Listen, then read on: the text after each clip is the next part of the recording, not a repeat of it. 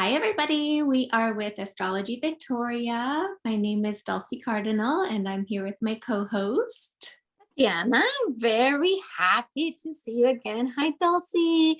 So today is another week that we will be discussing for February. And we are going to discuss the third week of February, the astrology and the impact it will have on your chart and how you can best work with this energy. And Dulcie, before we start, is there anything we want to say, a little announcement of any kind, anything? I don't think so. Yeah, Okay. we can just jump in. Let's jump in. Okay. Yeah. So I'll just go to the presentation here. So if you have not yet watched like our previous 2 weeks of February, it's always good to have a little bit of context because the energy, it blends. So it's not like all these new aspects and how the energy is shifting. In these two next weeks of February, we're going to notice that there's a shift from the energy from the previous 2 weeks. However, this blending of the energies doesn't happen overnight. So we recommend you watch at least the video for the past week to see how that has been still influencing your life. Yeah. So we're going to take a look at the third week of February. So that starts on Monday, February 14th, and that will end on Sunday, Valentine's Day. It starts on Valentine's Day, yeah, and ends on Sunday, February 20th. And with these aspects on Valentine's Day, I betcha lots of people with some Capricorn planets might be finding some nice lovey-dovey things. Very true. Yes, we do have Venus and Mars. Yeah, the earth signs, all earth signs around the 15th degree, might have abilities of having some kind of nice connection. I just kind of wanted to say that because Valentine's could be a very passionate romantic day for a lot of people. It could. Yeah. It could also be an opinionated day because Mercury is moving into Aquarius on Valentine's Day on Monday, February 14th. Yeah, we're shifting signs. However, because Uranus is trining Mars Venus, it's very possible that that day you go to a speed dating event and boom, there he is or there she is, right? That's true. Or even you're not even in a speed dating event. Maybe you're just like at the bus stop and then boom, there he is and there she is. Because Uranus can bring things like in the most unexpected ways. So yeah, expect the unexpected. Why not? Especially if you have not been in a relationship in forever. This could be a time where that actually shows up. Mm-hmm. All right. So now, that aside, let's start with the first slide. So Mercury entering Aquarius. Okay, Dulcie. So what is this saying about our mental state and our thoughts? Yeah, so Mercury, it represents our intellect, our mind, the way we think and communicate, and things like the internet and texting, emails, and all those kinds of different things. And it's entering a sign that is an air sign. So again, about the mind and communication. It's a fixed sign. So Aquarius is right in the middle of Capricorn and Pisces. So it's the fixed sign, fixed air sign. So that can signify fixed opinions, fixed ways of thinking. And Aquarius is also ruled by Saturn from an ancient perspective. And Saturn has that kind of like rigidity to it, solemnness to it. It has kind of that what's the word, like this is the way, like kind of an older way of thinking, or a rigidity to it. So it has a very fixed kind of, this is the way that it should be, and I'm not willing to listen to other people. But then, from a modern perspective, Aquarius is also ruled by Uranus. So do you want to say anything about that, Oh, Tatiana? absolutely. And this is why these energies are very interesting, because Uranus is the one that frees the mind into the future, into the things or ideas that we could not even think were possible. So because Mercury is entering a Uranus ruled sign, there could be ideas coming in that are new, and these ideas need some kind of structure. If you have not watched our video on Aquarius, the zodiac sign of Aquarius, we discuss also what this energy of Aquarius can do, because it's at the same time liberating, but it can also be alienating or radical. And that's when we go with the mind, the structures of the mind, the Saturn function of this Aquarian paradigm could be having these fixed ideas that are maybe futuristic or not even there yet, and bringing them into form. That's why Aquarius and Uranus in particular has this genius quality. The genius quality is like the eureka. It's like, oh my God, ding, light bulb moment. And then there's this like how it could all work out. I don't know if you've seen that movie, Beautiful Mind.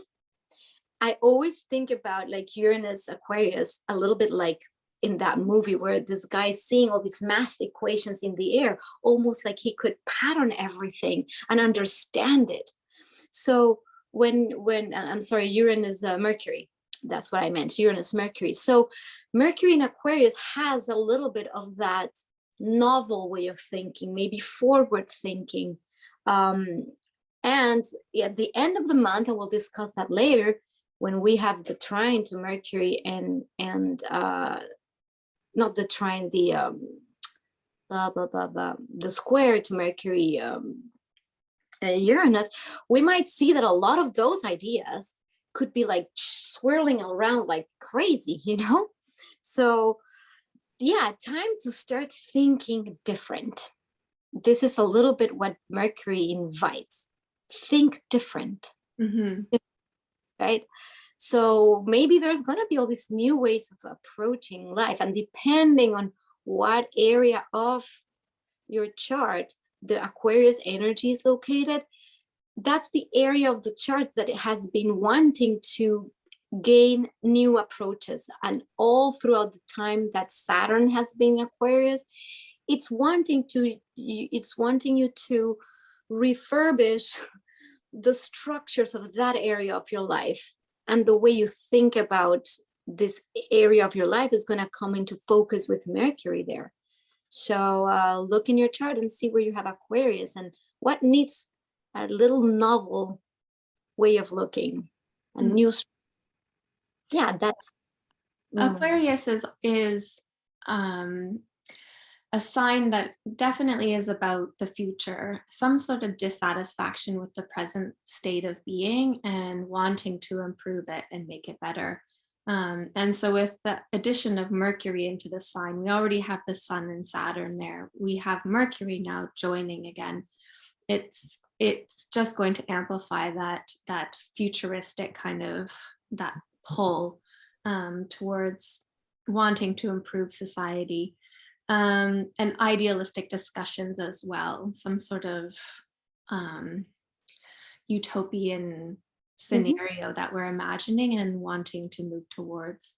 I can also see, since it's an air sign and it's a fixed sign, some sort of emphasis on facts. So I could see people maybe correcting other people and trying to focus on what are the facts. And the science. Mhm. Yeah, and of course with our society, different sides see things differently, so we'll be emphasizing facts, but perhaps we'll be seeing it from a different perspective than other people. So I could see those kind of discussions and debates going on.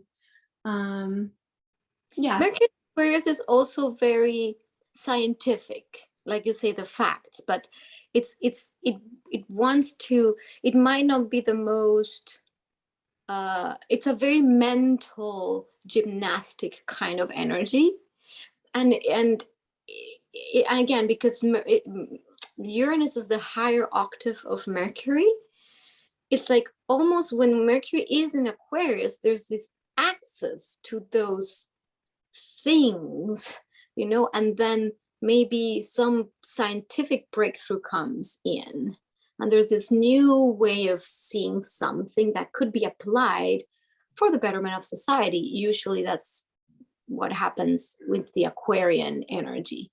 There's a desire to make everybody work well together. Alrighty, so should we see the next slide, Dulcie? Yeah. Okay, so next we have the full moon in Leo, and that's happening on February 16th, which is a Wednesday. And it's happening, the sun will be at 27 degrees Aquarius, opposing the moon at 27 degrees Leo. And one thing that we wanted to note is that they are squaring the nodes. So we'll have a brief discussion about what this could mean, with the moon kind of at the bends is what it's called in Hellenistic astrology. So squaring the nodes.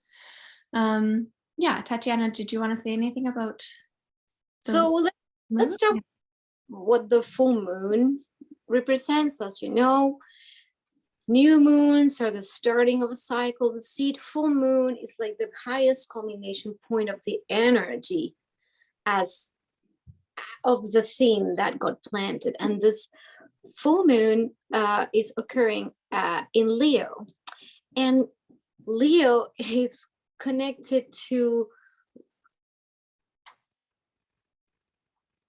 what makes us be and express from our deep sense of being. This is and there was a beautiful video by Pam Gregory about this full moon in Leo, and she really spoke about the heart and how beautiful it is to feel one's heart and the heart energy expand. So I just throw that in there, and because it's so that's the Leo, right? Did you put the little visual? Yeah, let's take a look at Leo first, and we'll come back to this slide. So here, Leo is exactly that, is the spotlight. It's the regal, natural sense of shining one's true self. Is connected to the sun. Leo is ruled by the sun. So when the moon is there is a deep sense of one's own needs and feelings being connected to that desire of the sun to shine. And it's because it's a full moon, is how we integrate those two, what we do out in the world, or how we shine, how we feel about it, how we actualize our true desires that are from our heart. What do we actually really love and want to put out in the world through love? So this full moon might actually give a little of a boost of these themes of what do I love. We've been seeing this theme kind of creep up in the past months. Everybody's trying to find what they truly love and value so that they can actualize it in the world. And you do what you love, not what you're told to, not what you're supposed to, not what society says you have to, or your boss. We're finding that, and I feel that this full moon is accelerating that. And if you don't mind going back to the chart, Dulcie, this full moon is at 27 degrees of Leo, and because we have the central sun, it's at 27 degrees of Sagittarius. So a bunch of full moons have been aspecting the 27 degree of Sagittarius. So, and I have this intuition that these beams from something much higher, much further, are pushing along this desire nature, so we can, as humanity or as individuals, because Leo is also the energy of the individual, the me versus the we, but it's not just the me in the sense of Aries, be myself, doing my thing.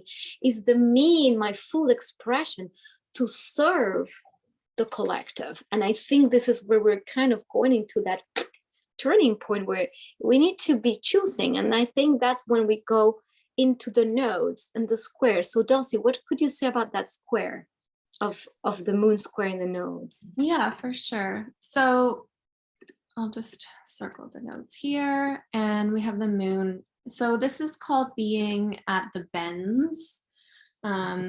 So that means when the moon is squaring her nodes. And looking at this, I was reading Demetra George's first book, Ancient Astrology in Theory and Practice. So I think her second book is out already, but this is the first one. And she discusses the moon being at the bends from a couple of different perspectives. But essentially, it means the moon is at the farthest distance from the ecliptic or the sun's path. So she's kind of going off and doing her own thing. She's separated from the sun, and she is kind of individuating essentially. And there's some sort of potential disassociation or lack of connection between the body, the moon, and the soul or the sun. So we could be feeling some conflicting emotions about something that's not quite in line within ourselves, something that we're feeling in our body versus our psyche or our soul, some sort of imbalance. And looking at Valens, she discusses Valens' perspective. He guards against taking initiative or starting something during this period because the end result might be incomplete or have some sort of inconstancy or pain associated with it. However, from an opposite perspective, Ptolemy says that this kind of alignment can bring versatility to the individual. So it helps with them with finding resourcefulness and developing a capacity for change. So something that I did find similar amongst all of this is that the moon is acting on her own, and she's using her own kind of skills to figure her way out. There's some sort of individuation that we're experiencing.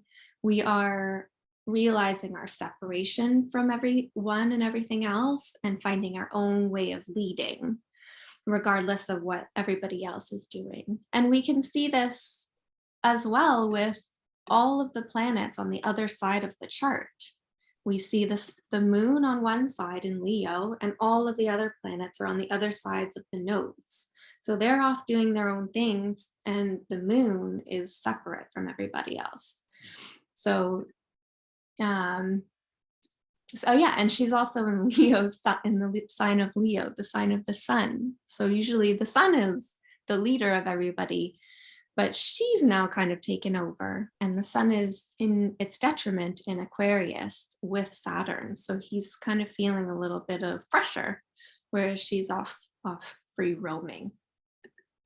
And I love what you said about her, like the moon being all separate, because it's precisely this finding your own way amidst this whole world of possibility.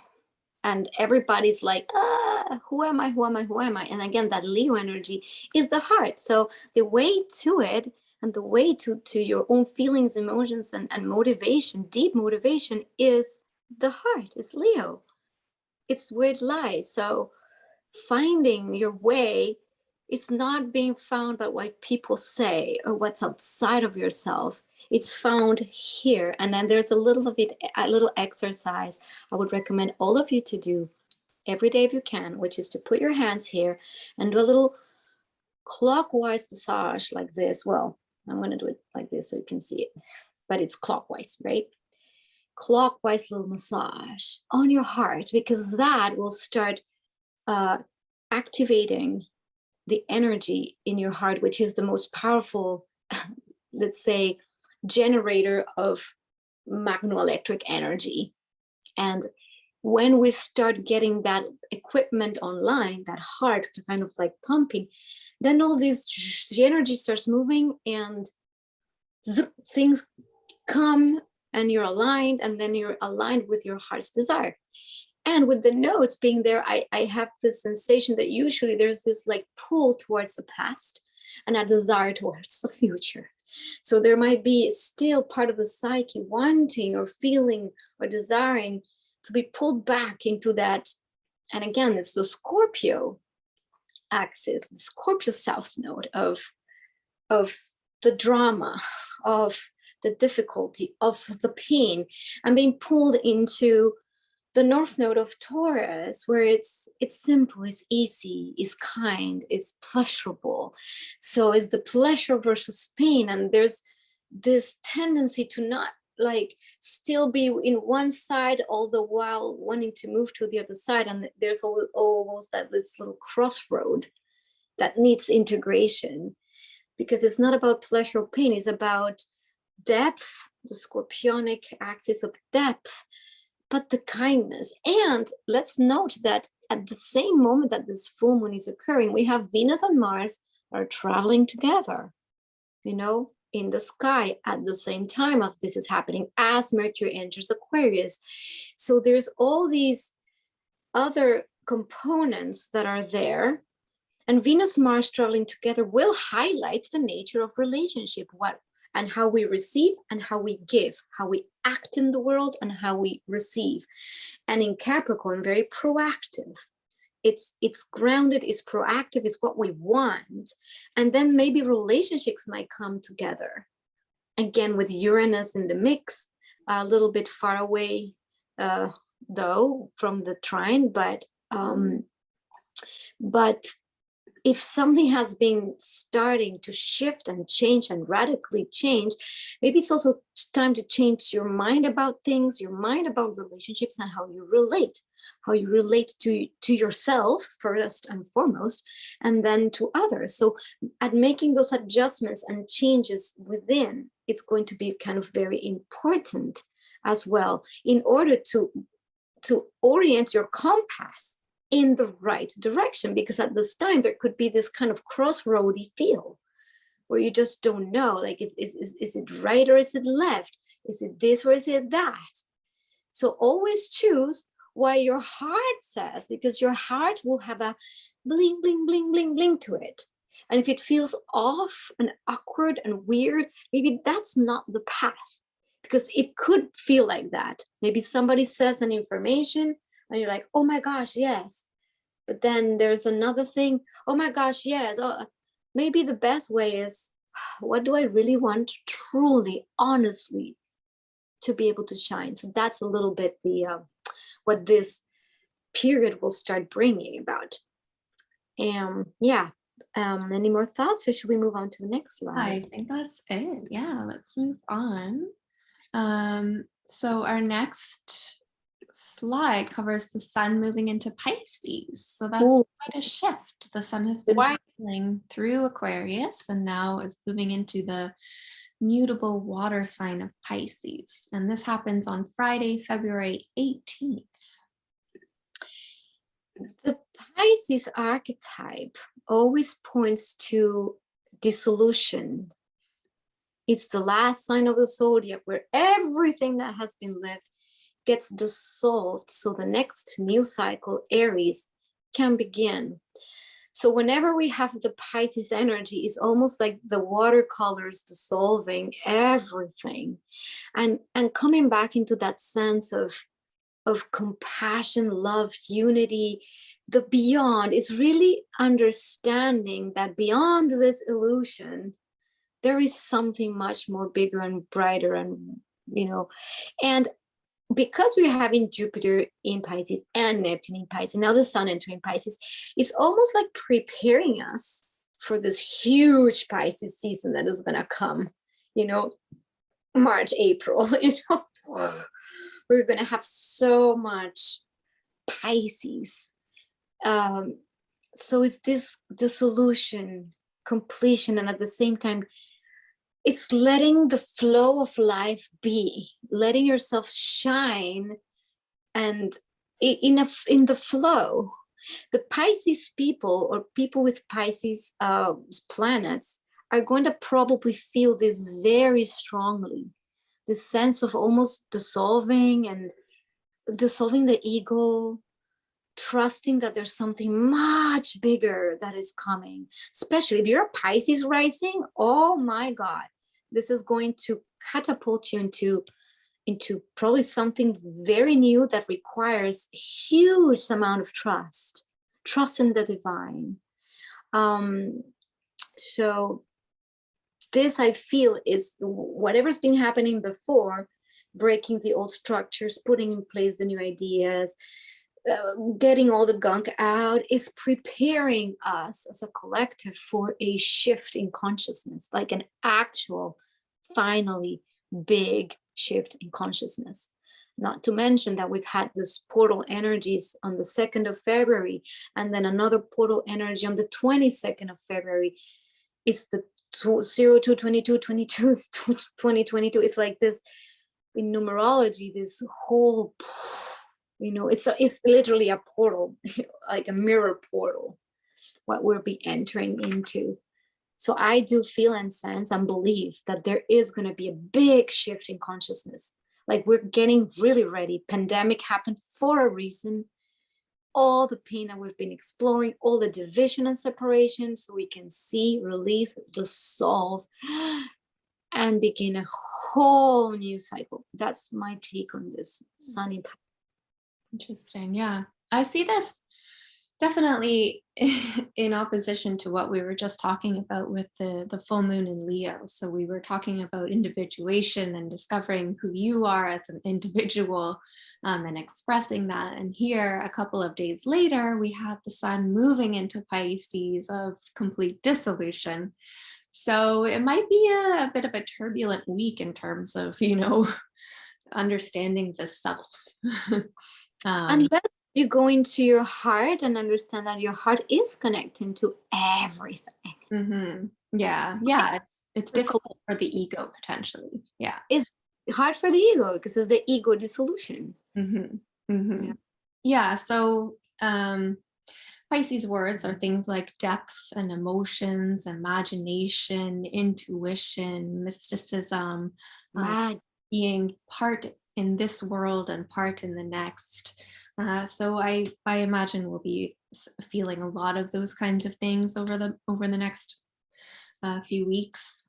And with Jupiter there, Jupiter is expanding all of these things, and Neptune is all about dissolving and making things unclear.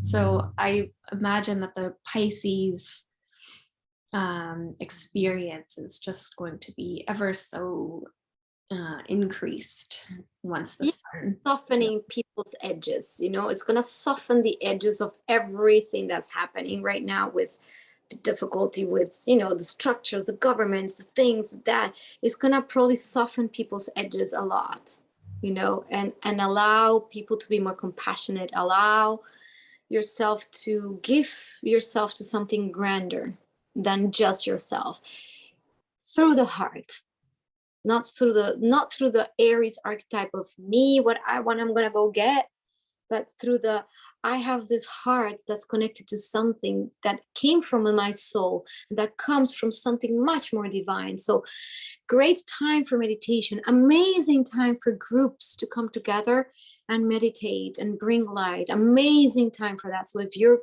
watching this video and you can have your little group, I strongly recommend on the full moon to do little rituals and meditations, on the 22nd also to make rituals and meditations.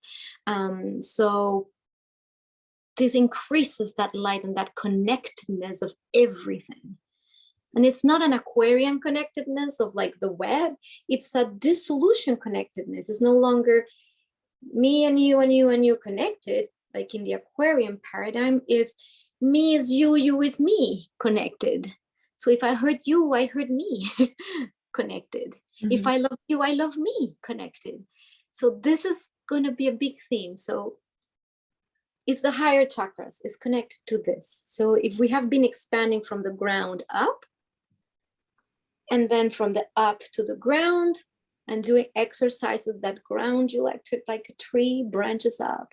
And I say this in almost every video, but it's for a reason. I keep reminding you to do this. So stay grounded and open and open. All right. And what's the next slide? And we don't have much more time though, my dear. Yeah, we have a couple slides left, and these we've covered in our previous videos. So Jupiter sextile Uranus, it started on February 4th and will go up until March 3rd. It's exact on the 17th. Let me just circle it so we can all see.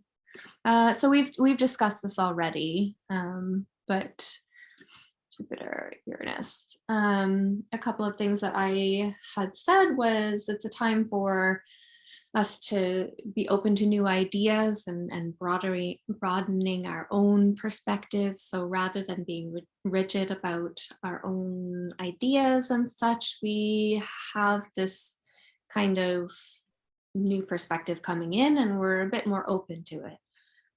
Yeah. And then there's the expansion of consciousness with that Jupiter in Pisces, and with Uranus, there can be this like massive breakthroughs,